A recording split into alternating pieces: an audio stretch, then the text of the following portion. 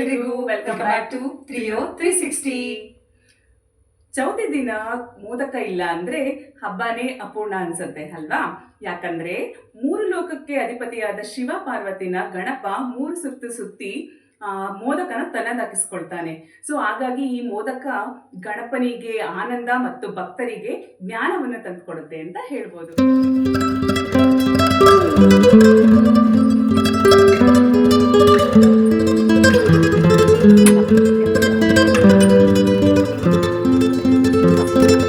ಈಗ ನಿಮಗೋಸ್ಕರ ನಾನು ಒಂದು ಹೊಸ ಮೋದಕ ರೆಸಿಪಿನ ತಂದಿದ್ದೀನಿ.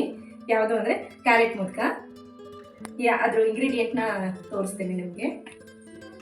ಅರ್ಧ ಕಪ್ಪಷ್ಟು ಕಾಯಿ ತುರಿ, 1.5 ಕಪ್ಪಷ್ಟು ಕ್ಯಾರೆಟ್ ತುರಿ, ಅಕ್ಕಿ ಹಿಟ್ಟು ಕಡಬಿಟ್ಟು ಮಾಡ್ಕೊಳ್ಳೋದಕ್ಕೆ, ಬೆಲ್ಲ 1 ಕಪ್ಪಷ್ಟು, 1 ಸ್ಪೂನ್ ಎಳ್ಳು, ಅರ್ಧ ಸ್ಪೂನ್ ಗಸಗಸೆ 2 ಹುರಿದಿಟ್ಟಿದ್ದೀನಿ. ಇಷ್ಟು ಇಂಗ್ರೀಡಿಯೆಂಟಿಂದ ನಾವು ಕ್ಯಾರೆಟ್ ಮೋದಕನ ಮಾಡೋಣ.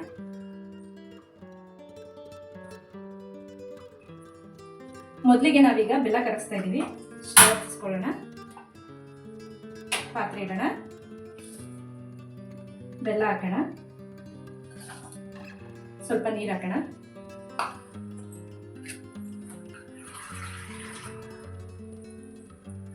ಒಂದೇ ಸ್ವಲ್ಪ 2 ಸ್ಪೂನ್ ಅಷ್ಟು ಆದರೆ ಸಾಕಾಗುತ್ತೆ. ಇದು ಕರಗಲಿ.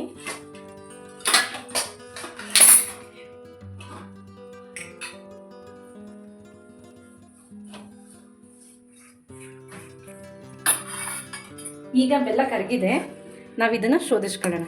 ಇಷ್ಟು ಕರಗಿದ್ರೆ ಸಾಕು, ಮತ್ತೆ ನಾವು ಪಾಕ ತೆಗಿಬೇಕಾಗತ್ತೆ. ಈಗ ಬೆಲ್ಲನ ಶೋಧಿಸ್ಕೊಂಡು ಇದೇ ಪಾತ್ರೆಯಲ್ಲಿ ನಾವು ಹೂರ್ಣ ರೆಡಿ ಮಾಡ್ಕೊಳ್ಳೋಣ.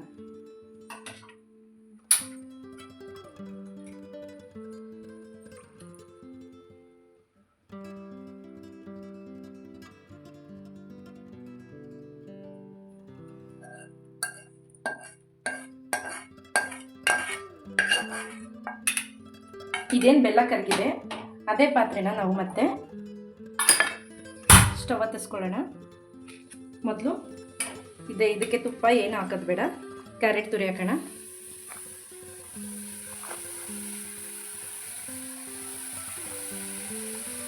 ಇದೇ ಪಾತ್ರೆ ಏನಕ್ಕೆ ಹುರಿತಾ ಇದ್ದೀನಿ ಅಂದರೆ ಸ್ವಲ್ಪ ಸಿಹಿ ಜೊತೆ ಹುರಿದ್ರೆ ಕ್ಯಾರೆಟ್ ತುಂಬ ಚೆನ್ನಾಗಿ ಫ್ಲೇವರ್ ಬಿಟ್ಕೊಡುತ್ತೆ.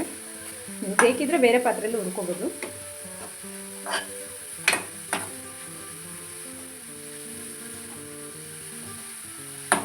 ಗಮ್ಮನ ರೀತಿ ಹುರ್ಕೋಬೇಕು.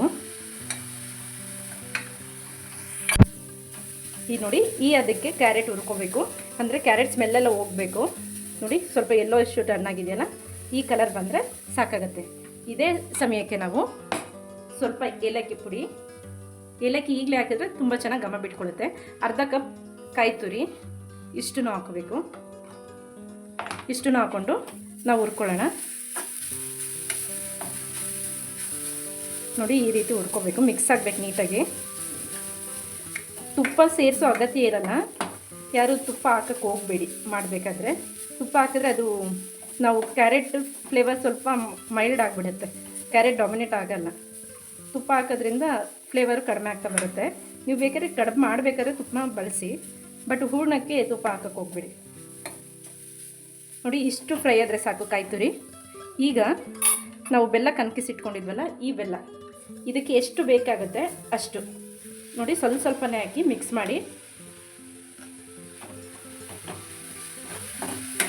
ಸ್ವಲ್ಪನೇ ಹಾಕ್ಕೊಂಡು ಅದು ಸಿಹಿ ಎಷ್ಟು ಬೇಕಾಗುತ್ತೆ ಅಂತ ಗೊತ್ತಾಗುತ್ತೆ. ಈ ಅದಕ್ಕೆ ಬೇಕಾದಷ್ಟು ಸಿಹಿನ ನಾವು ಹಾಕ್ಕೊಳ್ಳೋಣ. ನೋಡಿ, ಈ ರೀತಿ ಮಿಕ್ಸ್ ಮಾಡಬೇಕು.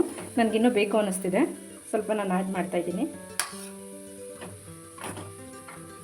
ಸೊ ಇಷ್ಟು ಲಿಕ್ವಿಡಿಟಿ ಕನ್ಸಿಸ್ಟೆನ್ಸಿ ಇರಬೇಕು. ಈ ಕನ್ಸಿಸ್ಟೆನ್ಸಿಯಿಂದ ನಾವು ಸ್ವಲ್ಪ ಗಟ್ಟಿ ಮಾಡ್ಕೊಂಡು ಹೋಗೋಣ, ಅಂದರೆ ಅದು ಪಾಕದಲ್ಲಿ ಬೇಯೋ ಥರ ಆಗುತ್ತೆ ಕ್ಯಾರೆಟು ಮತ್ತು ಕಾಯಿ.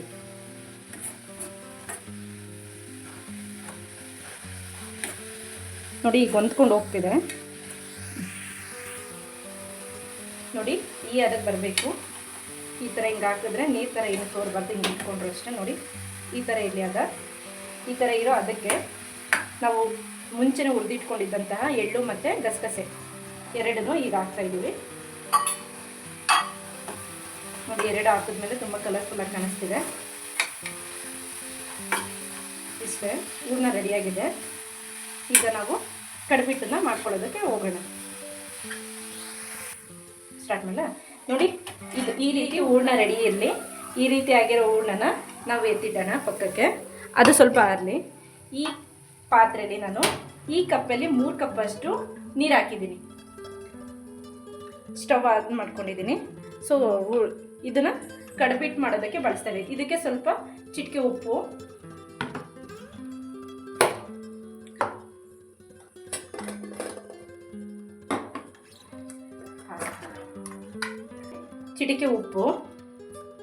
ರುಚಿಗೆ ಅದು ಇಟ್ಟು ಸಪ್ಪೆ ಆಗಬಾರ್ದು ಅಂತ ಉಪ್ಪು ಹಾಕ್ತಾ ಇರೋದು. ಇಷ್ಟೇ ಸಾಕು. ಕೆಲವರು ತುಪ್ಪನೂ ಹಾಕ್ತಾರೆ, ಬಟ್ ಅಗತ್ಯ ಇಲ್ಲ ಅಂತ ಅನಿಸುತ್ತೆ. ಇದಕ್ಕೆ ಸ್ವಲ್ಪ ಅಕ್ಕಿ ಹಿಟ್ಟನ್ನ ಉದುರಿಸ್ಕೊಳ್ಳೋಣ. ಇದು ಕಡುಬಿಟ್ಟು ಮಾಡೋದಕ್ಕೆ ಇಷ್ಟು ಸಾಕು. ಇದು ಕುದಿ ಬರಲಿ.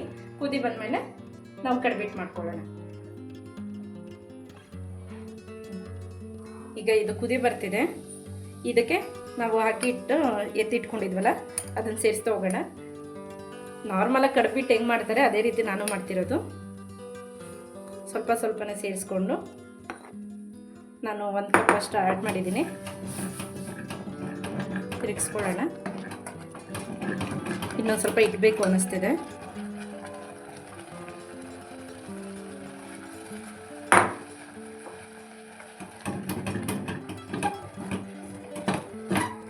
ನೋಡಿ, ಅದಕ್ಕೆ ತಿರ್ಕೊಳ್ತಾ ಇದ್ದೀನಿ.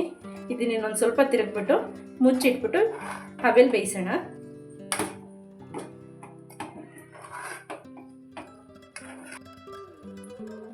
ಈಗ ಇದು ಆಗಿದೆ ಹಿಟ್ಟು. ಈ ಆಗಿರೋ ಹಿಟ್ಟನ್ನು ಒಂದು ಬೇರೆ ಪಾತ್ರೆಗೆ ಹಾಕ್ಕೊಂಡು ನಾದ್ಕೊಳ್ಳೋಣ. ಹಿಟ್ಟನ್ನ ಚೆನ್ನಾಗಿ ನಾದ್ಕೋಬೇಕು. ಏನಕ್ಕೆ ಅಂದರೆ ನಾವು ಹಬೆಲ್ ಬೇಯಿಸ್ಬೇಕಾದ್ರೆ ಮೋದಕ ಹೊಡ್ಕೊಳ್ಳೋ ಚಾನ್ಸಸ್ ತುಂಬ ಇರುತ್ತೆ. ತುಂಬ ಚೆನ್ನಾಗಿ ನಾದ್ಕೋಬೇಕಾಗತ್ತೆ. ನೋಡಿ, ನೀಟಾಗಿ ನಾದ್ಕೊಂಡಿದ್ದೀನಿ. ಹಿಟ್ಟು ತುಂಬ ಸ್ಮೂತಾಗಿ ಬಂದಿದೆ. ಈ ರೀತಿ ಇರೋ ಹಿಟ್ಟನ್ನು ನಾವು ಚಿಕ್ಕ ಉಂಡೆಗಳು ಕೈ ತೇವ ಮಾಡ್ಕೋಬೇಕು. ಚಿಕ್ಕ ಉಂಡೆ ಮಾಡಿಕೊಂಡು ಹಿಂಗೆ ಫ್ಲ್ಯಾಟಾಗಿ ತಟ್ಕೊಂಡು ಇದಕ್ಕೆ ಇಟ್ಕೊಳ್ಳೋಣ. ಈ ರೀತಿ ಈ ಥರ 2 ಬದಿನೂ ಇಟ್ಕೋಬೇಕು. ಮೋಲ್ಡ್ ಇರುತ್ತೆ, ಮೋದಕ ಮೋಲ್ಡು. ನಮ್ಮ ಹತ್ರ ಬೇರೆ ಡಿಸೈನ್ ಇದೆ. ನಿಮ್ಮ ಹತ್ರ ಇಲ್ಲಾಂದರೆ ಕರ್ಜಿಕಾಯಿ ಮುರಿತಾರಲ್ಲ ಅದರಲ್ಲಿ ಇಟ್ಕೊಂಡ್ರೂ ಆಗುತ್ತೆ. ನೋಡಿ, ಈ ಥರ 2 ಬದಿನೂ ಇಟ್ಕೊಂಡಿದ್ದೀನಿ ನಾನು. ಇಟ್ಕೊಂಡು ನಾವೇನು ಇಲ್ಲಿ ಹೂರ್ಣ ಮಾಡಿ ಇಟ್ಕೊಂಡಿದ್ದೋ ಕ್ಯಾರೆಟ್ ಹೂರ್ಣ, ಇದನ್ನು ಇಷ್ಟೇ ಚಿಕ್ಕದಾಗಿ ಇಟ್ಕೊಳ್ಳೋಣ. ಇಟ್ಕೊಂಡು ಹಿಂಗೆ ಪ್ರೆಸ್ ಮಾಡೋಣ. ಪ್ರೆಸ್ ಮಾಡಿದ್ರೆ ನೋಡಿ ಇಷ್ಟೇ ಆಯಿತು ಮೋದಕ. ನೋಡಿ ಎಷ್ಟು ಚೆನ್ನಾಗಿ ಬಂದಿದೆ.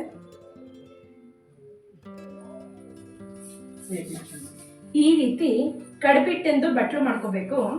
ಬಟ್ಲು ಮಾಡಿಕೊಂಡು ಈ ರೀತಿ ಸ್ಟಫಿಂಗ್ ಹಾಕಬೇಕು. ಸ್ಟಫಿಂಗ್ ಹಾಕಿ ನೋಡಿ ಹಿಂಗೆ ಚೂಪಾಗಿ ಟ್ರಯಾಂಗಲ್ ಶೇಪು ಕೊಟ್ಕೊಂಡು ಹೋಗಬೇಕು. ಮೇಲೆ ಬಂದದಿಟ್ಟನ್ನ ಕಿತ್ತಾಕೋಣ. ನೋಡಿ, ಮೋದಕ ರೆಡಿಯಾಗಿದೆ. ಇದನ್ನು ಮೋದಕ ಥರ ಕಾಣಿಸ್ತಾರೆ ನಮ್ಮ ಹೇಮಡಿಯರಿಗೆ. ಈಗ ಈ ರೀತಿ ಇರೋ ಮೋದಕನ ನೀವು ಒಂದು ನೈಫ್ ತಗೊಂಡು ಜಸ್ಟ್ ಸುಮ್ಮನೆ ಇದರಿಂದ ಟಚ್ ಅಪ್ ಥರ ಮಾಡಿ, ಹೀಗೆ ಜಸ್ಟ್ ಈ ಥರ ಹಿಂಗೆ ಟಚ್ ಮಾಡಿದ್ರೆ ಅದು ಲೈನ್ಸ್ ಬರುತ್ತೆ. ಸೇಮ್ ನಾವು ಮೋಲ್ಡಲ್ಲಿ ಹೇಗೆ ಮಾಡ್ತೀವೋ ಅದೇ ರೀತಿ ಕಾಣುತ್ತೆ ನೋಡೋದಕ್ಕೆ.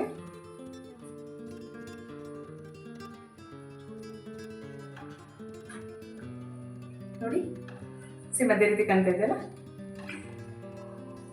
ಈಗ ಮೋದಕ ಎಲ್ಲ ರೆಡಿಯಾಗಿದೆ. ಒಲೆ ಹಚ್ಚಿ ಸ್ಟೀಮ್ ಮಾಡೋಣ. ನೀವು ಸ್ಟೀಮ್ ಮಾಡಿ. ಈಗ ಈ ಇಡ್ಲಿ ಪಾತ್ರೆಗೆ ನಾವು ತುಪ್ಪ ಸವರಿ ಇಟ್ಕೊಂಡಿದ್ದೀವಿ. ಈಗ ಸ್ಟವ್ ಆನ್ ಮಾಡಿ ಇದನ್ನ ನೀರು ಕಾಯೋದಕ್ಕೆ ಇಡೋಣ. ಇಡ್ಲಿ ಪಾತ್ರೆ ಮತ್ತೆ ನೀರು ಕಾಯೋದಕ್ಕೆ ಇಡಬೇಕಾದ್ರೆ ಅಲ್ಲಿ ಕೆಳಗಡೆ ಎಲ್ಲ ಕಪ್ಪು ಆಗ್ಬಾರ್ದು ಅನ್ನೋದಕ್ಕೋಸ್ಕರ ನಾನು ಇಲ್ಲಿ ಒಂದು ಚಿಕ್ಕದು ನಿಂಬೆಹಣ್ಣಿಂದ ಒಂದು ಸ್ವಲ್ಪ ಚಿಕ್ಕ ಗಾತ್ರದ ಹುಣಸೆ ಹಣ್ಣು ಹಾಕ್ತಾ ಇದ್ದೀನಿ. ಇಲ್ಲಿ ಈ ಹುಣಸೆ ಹಣ್ಣು ಹಾಕೋದ್ರಿಂದ ಅದು ಪಾತ್ರೆ ಕೆಳಗಡೆ ಕಪ್ಪಾಗೋದಿಲ್ಲ. ಈಗ ಸ್ಟೀಮ್ ಎಲ್ಲ ಈಚೆ ಬರ್ತಾ ಇದೆ, ಅಂದ್ರೆ ಈಗ ಮೋದಕನ ನಾವು ಇಡ್ಬೋದು. ಈಗ ಒಂದೊಂದಾಗಿ ಇಡ್ತಾ ಬರ್ತೀನಿ.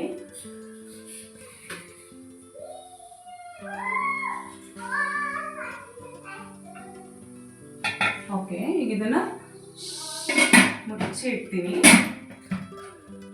ಒಂದು 5 ಮಿನಿಟ್ಸ್ ಇದನ್ನ ಸ್ಟೀಮ್ ಮಾಡಿದ್ರೆ ಮುಗೀತು ಮೋದಕ. ಈ ಈಗ ಇದಾಗಿದೆ ಅನ್ಸುತ್ತೆ. ಓಪನ್ ಮಾಡಿ ನೋಡೋಣ.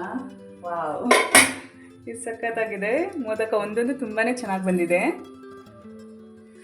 ಸ್ಪೂನಲ್ಲಿ ಒಂದೊಂದೇ ಹಾಗೆ ಇರ್ತೀನಿ ನೋಡೋಣ.